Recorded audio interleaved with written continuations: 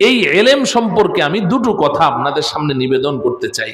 একটি আয়াত তেলাওয়াত করেছি, ওই তেলাওয়াতকৃত আয়াতে আল্লাহ রব্বুল আলামিন বলছেন, ফালাউলা নাফারা মিন কুল্লি ফিরকাতিন মিনহুম তাইফা লিয়াতাফাক্কাহু ফিদ্দীন ওয়ালিয়ুনযিরু কওমাহুম ইযা রাজাউ ইলাইহিম লাআল্লাহুম ইয়াহযারুন। আল্লাহ পাক বলেন, এই ইমানদার মুসলমানেরা, তোমাদের প্রতিটি এলাকা, প্রতিটি বস্তি, প্রতিটি মহল্লা থেকে কিছু মানুষ কেন বের হয়ে যাচ্ছ না? ফালাউলা নাফারা আই ফাহাল্লা খরাজা, কেন বের হয়ে যাচ্ছে না? মিন কুল্লি ফিরকাতিন, প্রত্যেকটা এলাকা থেকে, তাইফাতুন, ছোট্ট একটা জামাত, ছোট্ট একটা দল, কিছু মানুষ। বুঝে থাকলে বলেন, সব মানুষ না কিছু মানুষ? সবাই বলেন কিছু মানুষ। খুব ভালো করে বুঝেন, আমি অল্প সময়ে বোঝাতে চেষ্টা করছি। তো আয়াতে আল্লাহ পাক বলছেন, প্রতিটি এলাকা, প্রতিটি মহল্লা থেকে কিছু মানুষ কেন বের হচ্ছ না? বের হয়ে কি করবে? লিয়াতাফাক্কাহু ফিদ্দীন, দ্বীনের গভীর জ্ঞান অর্জন করবে, দ্বীনের ব্যুৎপত্তি অর্জন করবে, পাণ্ডিত্য অর্জন করবে, গভীর জ্ঞান অর্জন করবে। এখানে ওলামায়ে কেরাম আছেন, ওনারা বুঝবেন আল্লাহ পাক লিয়াতাআল্লামু বলেননি, লিয়াতাফাক্কাহু বলেছেন। লিয়াতাআল্লামু বলেননি যে ইলম অর্জন করবে, না, লিয়াতাফাক্কাহু। তাআল্লুম আর তাফাক্কুহের মধ্যে আসমান জমিনের পার্থক্য আছে। তাফাক্কুহ অর্জন করতে বলেছে। তাফাক্কুহ মানে কি জানেন? একজন ডুবুরি সমুদ্রের মধ্যে ডুব দেয়, সমুদ্রের ডুব দিয়ে একেবারে সমুদ্রের তলায় চলে যায়, সমুদ্রের তলায় গিয়ে ঝিনুকের পেটের ভেতর থেকে মুক্তা আহরণ করে। ঠিক এইভাবে লিয়াতাফাক্কাহু মানে হচ্ছে কোরআন এবং হাদিসের যে মহাসমুদ্র, এই সমুদ্রের মধ্যে ডুব দিয়ে এর ভেতর থেকে, এর অতল গহ্বর থেকে কোরআন এবং হাদিসের যে উদ্দেশ্য, শরীয়তের যে বিধান, এগুলো এর ভেতর থেকে সে আহরণ করবে, মুক্তা যেভাবে আহরণ করে। এটাকে লিয়াতাফাক্কাহু বলে। তো আল্লাহ পাক বলছেন, প্রতিটি এলাকা, প্রতিটি মহল্লা থেকে কিছু মানুষ বের হও, কিছু মানুষ বের হও, না সব মানুষ, কিছু মানুষ বের হও, বের হয়ে দ্বীনের গভীর জ্ঞান অর্জন করবে। এতটুকু রাখেন, আয়াতের বাকি অংশের অনুবাদটা আমি সবার শেষে বলছি। তো আয়াতের মধ্যে আল্লাহ পাক বললেন যে দ্বীনের গভীর জ্ঞান অর্জন করার জন্য সব মানুষ বের হও, না কিছু মানুষ? আচ্ছা, আর যেই হাদিসটা আমি পাঠ করেছি, এই হাদিসটা একদম প্রসিদ্ধ একটা হাদিস, আপনারা সবাই এটা পারেন, মূল হাদিস না পারলেও আর অর্থ বুঝেন। নবীজি সাল্লাল্লাহু আলাইহি ওয়াসাল্লাম বলছেন, তলাবুল ইলমি ফারিদাতুন আলা কুল্লি মুসলিম, প্রতিটি মুসলমানের উপরে ইলমে দ্বীন শিক্ষা করা ফরজ। বুঝে থাকলে বলেন, কিছু মুসলমানের উপরে না প্রতিটি মুসলমানের উপরে?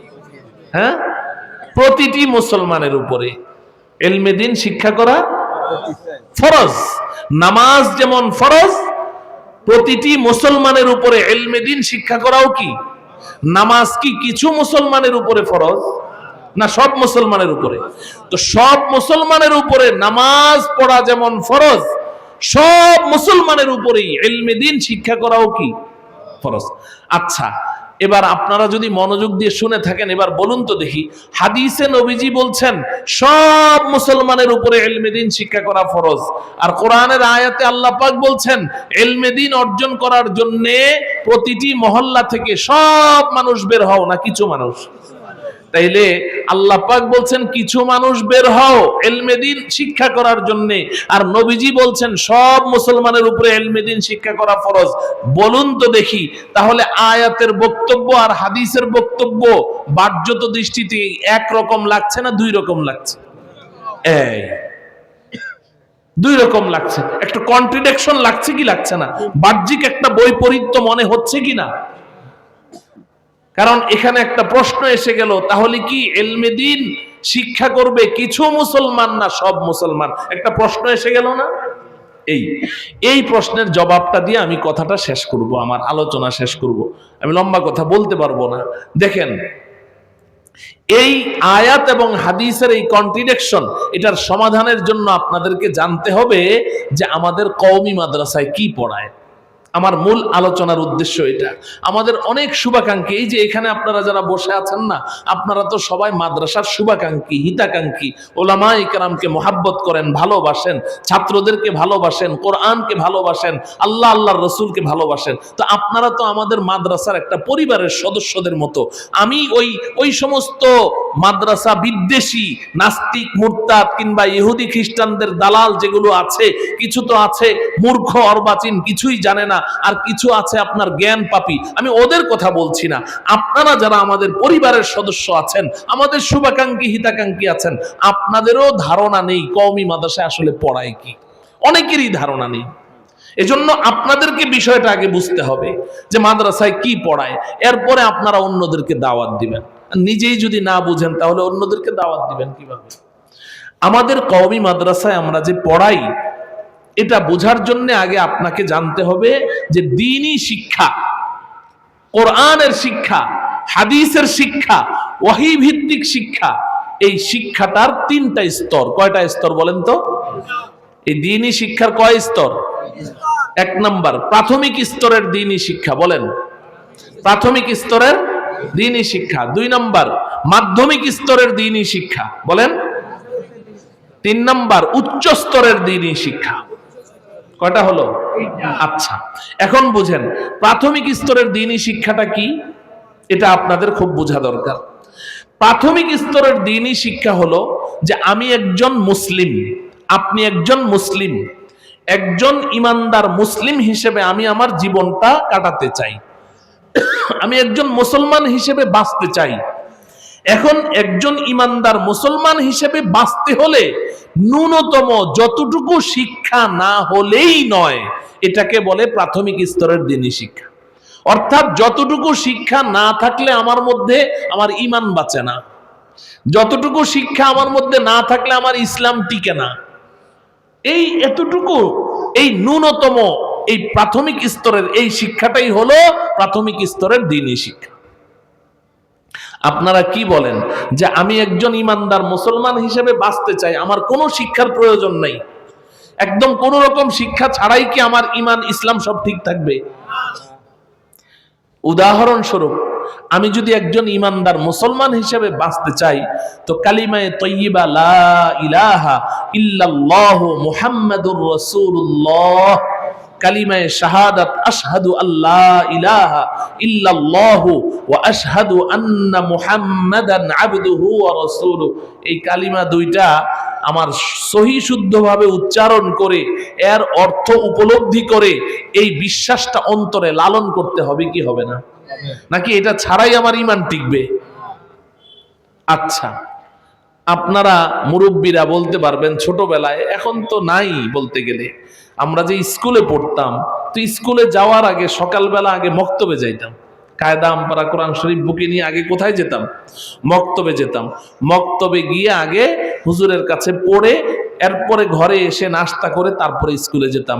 আগে তো স্কুল টাইমটাও ওইভাবেই সেট করা ছিল যাতে মুসলিম সন্তানেরা কোরআন শিখতে পারে, দ্বীন শিখতে পারে। কিন্তু ইহুদি খ্রিস্টানরা দেখলো যে বাংলাদেশের মুসলমান এরা ডাক্তার হয়, ইঞ্জিনিয়ার হয়, প্রফেসর হয়, পাইলট হয়, জজ হয়, ব্যারিস্টার হয়, কিন্তু মাথা থেকে পাগড়ি খুলে না, মুখের দাড়ি আছে, পকেট থেকে মেসওয়াক সরায় না, আজান হলে সব মসজিদে দৌড় দেয়। ব্যাপারটা কি? এদের থেকে ইসলামকে সরানো যাচ্ছে না। অনেক গবেষণা করে দেখেছে যে ওই সকালের মক্তবটাই হলো আসল। ওই মক্তবের কারণে ওই যে জীবনের প্রথমে যে ওদের ভেতরে যে এই কোরআনের শিক্ষা ঢুকে গেছে, দ্বীনের শিক্ষা ঢুকে গেছে, এখন এদেরকে যতই ইউরোপ আমেরিকা একেবারে ইহুদি খ্রিস্টানদের ওখান থেকে পিএইচডি ডিগ্রি করে নিয়ে আসা হচ্ছে, কিন্তু ওই ছোটবেলার ওই শিক্ষার কারণে ওদের থেকে দ্বীনকে সরানো যাচ্ছে না। এই কারণে ইহুদি খ্রিস্টানরা চক্রান্ত করে এখন স্কুল টাইমটাকে চেঞ্জ করে দিয়েছে যে শিক্ষাকে আরো ডেভেলপ করতে হবে। শিক্ষা ডেভেলপের নামে এখন যেই স্কুল খুলতো 8:30 9টা থেকে শুরু হইতো, এখন ওই স্কুল ফজরের পর থেকে শুরু করে দেয়। আমরা যখন ফজরের নামাজ পড়তে যাই শীতকালে, তখন দেখি স্কুল বাস এসে এসে বিল্ডিং এর নিচে দাঁড়িয়ে আছে, ছোট্ট ছোট্ট বাচ্চাদের পিছে একটা করে বস্তা দিয়ে সব এই গাড়িতে উঠাচ্ছে। এদের শিক্ষাকে ডেভেলপ করবে, শিক্ষা ডেভেলপ করবে। ফজরের নামাজের পরে নিতে হবে কেন? স্কুলে পড়াই তো 2 থেকে 3 ঘন্টা, তোর ফজরের পরে কেন নেওয়া লাগবে? যাতে করে ও কোরআন শরীফ শিখতে না পারে, ও যেন দিন শিখতে না পারে। এই কারণেই এখন আমাদের সন্তানগুলো এই বেঈমান হচ্ছে, বড় হয়ে ভার্সিটিতে পড়ে নাস্তিক মুরতাদ বেঈমান হচ্ছে, কারণ শুরুতে তো তার মধ্যে কোরআনের বীজ ঢুকানো হয় নাই। তো মুহতারাম হাজরিন, তো এখন আমরা ওই সময় পড়েছি ঈমানে মুজমাল, ঈমানে মুফাসসাল, আমানতু বিল্লাহি ওয়া মালাইকাতিহি ওয়া কুতুবিহি ওয়া রুসুলিহি ওয়াল ইয়াউমিল আখিরি ওয়াল কদরি খাইরিহি ওয়া শাররিহি মিনাল্লাহি তাআলা ওয়াল বা'সি বা'দাল মাউত। এই যে ঈমানে মুফাসসাল, নবীজি সাল্লাল্লাহু আলাইহি সাল্লামকে হযরতে জিবরিল আলাইহিস সালাম প্রশ্ন করেছেন, মাল ঈমান, হোয়াট ইজ দা ঈমান, ঈমান কাকে বলে? নবীজি সাল্লাল্লাহু আলাইহি সাল্লাম জবাবে এই 7টি